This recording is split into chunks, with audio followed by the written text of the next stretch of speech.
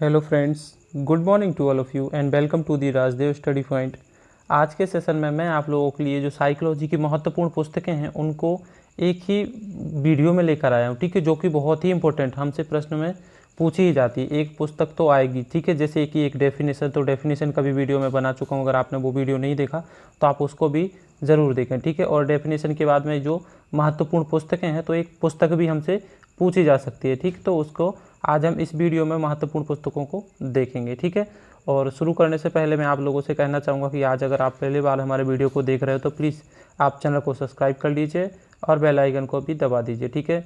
इससे क्या होगा, आपको हमारे आने वाले हर वीडियो का नोटिफिकेशन मिलता रहेगा, ठीक है। तो शुरू करते हैं। आज की जो हमारी पुस्तकें हैं जो कि इम्पोर्टेंट हैं, बहुत ही ज़्यादा इंपॉर्टेंट, तो आप इनको अच्छे से देख लें, ठीक है। और हो सके तो आप एक बार वीडियो को फिर से देख लें, ठीक।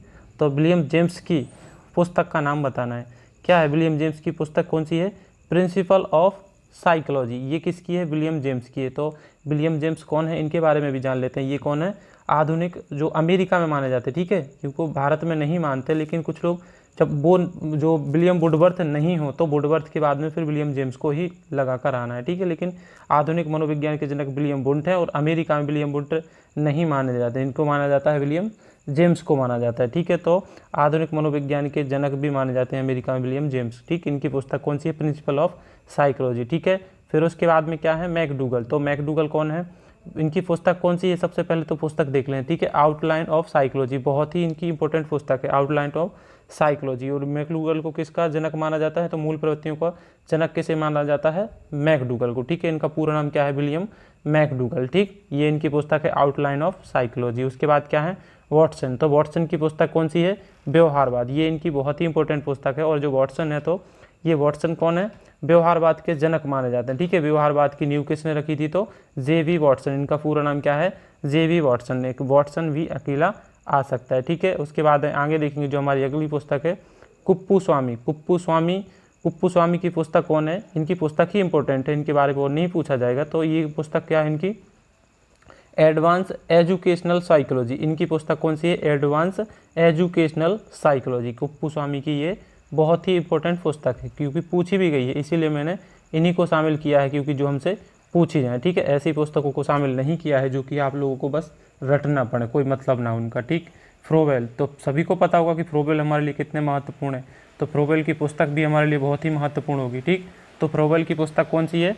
Education of man. किसकी है? एजुकेशन ऑफ मैन, फ्रोवेल की, ठीक। और खेल विधि की जन्मदाता भी माने जाते हैं, ठीक है, फ्रोवेल। और आगे देखेंगे जो हमारे अगले पुस्तक है, कौन सी है? Child training. किसकी है? मॉन्टेसरी की। मॉन्टेसरी की दो पुस्तकें हैं जी, बहुत ही इंपॉर्टेंट है, ठीक है।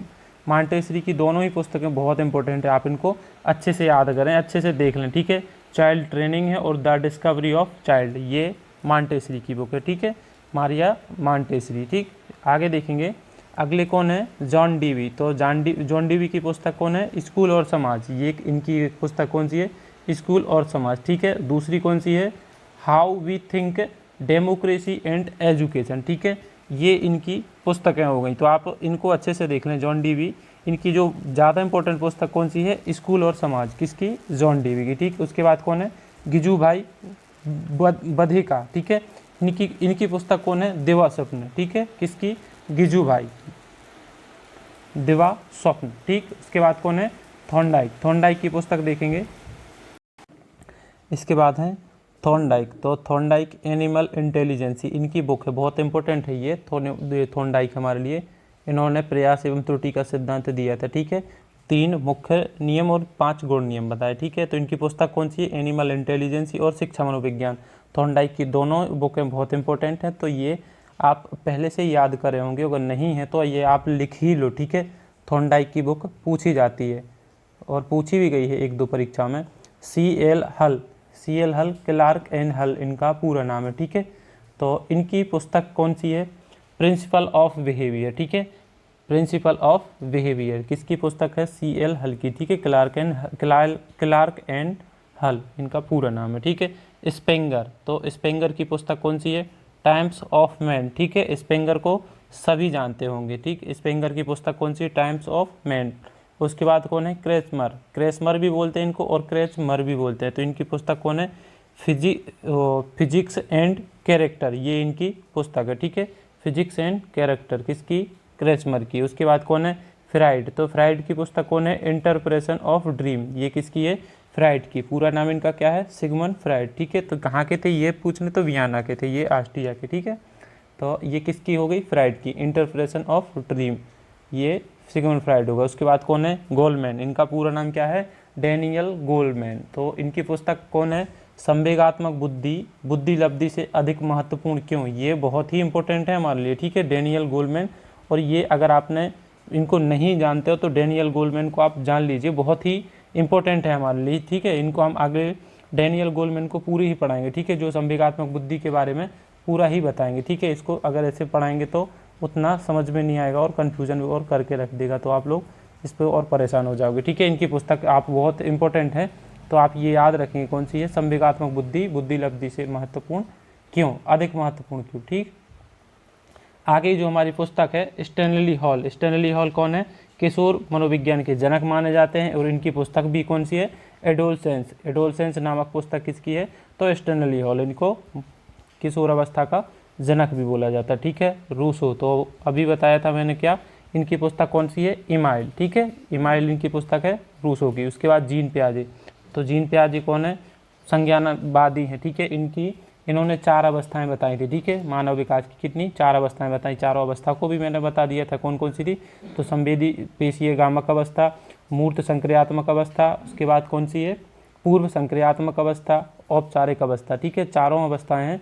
और चारों अवस्थाओं का समय भी आप लोगों को याद रखना है, ठीक है, कौन सी अवस्था का समय कितना है। तो इनकी जो जीन पियाजे की पुस्तक है, तो इनकी पुस्तक 2 हैं। तो पहली एक कौन सी है कि बाल चिंतन की भाषा, ये इनकी पहली बुक है, कौन, बाल चिंतन की भाषा। दूसरी कौन सी है, संसार के बच्चों के विचार, ये भी इन्हीं की पुस्तक है। तो जीन पियाजे इन्होंने 32 पुस्तकें लिखी, सबसे ज़्यादा पुस्तकें इन्हीं की हैं, ठीक है। तो आप इनको, जीन पियाजे की 2 पुस्तकें जो इंपॉर्टेंट है पूछी गई हैं और पूछी भी जाएंगी, ठीक। तो इनके अलावा और कौन भी बुक नहीं पूछी गई, क्योंकि इनकी 32 पुस्तकें तो सिर्फ इन्हीं की अकेली की, कौन कौन को याद करेंगे। तो इस पर जो इंपॉर्टेंट है 2 हैं, तो वो मैंने 2 ही इसको शामिल कर लिया, ठीक है। और एरिक एरिक्सन, ठीक, एरिक एरिक्सन इनकी पुस्तक कौन है, बचपन और समाज, ठीक है, चाइल्डहुड एंड सोसाइटी, बचपन और समाज, ठीक।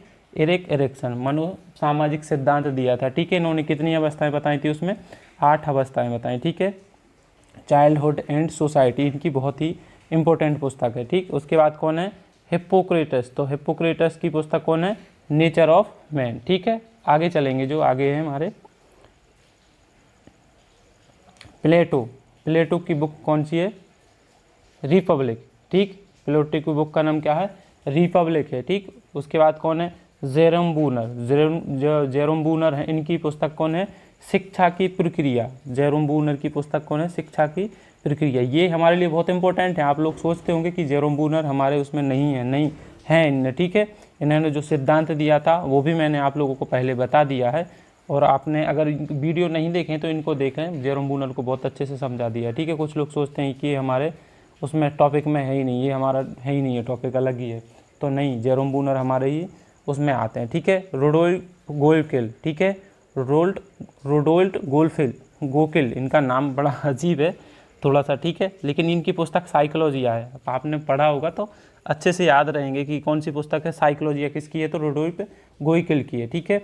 उसके बाद क्या है, स्किनर, तो स्किनर की पुस्तक तो सभी को पता होगा कि द बिहेवियर ऑफ ऑर्गेनिज्म, ये जो भी बहुत इंपॉर्टेंट पुस्तकें लगी मुझे कि हाँ ये पुस्तकें पूछी जाएंगी, और आप लिख के ले लो कि ठीक है, अगर आपसे कोई पुस्तक पूछी जाएगी साइकोलॉजी में तो यही पूछी जाएगी, ठीक है। और जैसे प्लेटो हो गए, और प्लेटो के बाद में कौन है, अरस्तु हो गए, जो सिगमंड फ्राइड हो गए, इनकी पुस्तकें तो जो इम्पोर्टेंट थी तो ये किसी में पूछी जाती है, लेकिन साइकोलॉजी है तो साइकोलॉजी में इसके अलावा आपसे कोई पुस्तक नहीं पूछी जाएगी, ठीक है।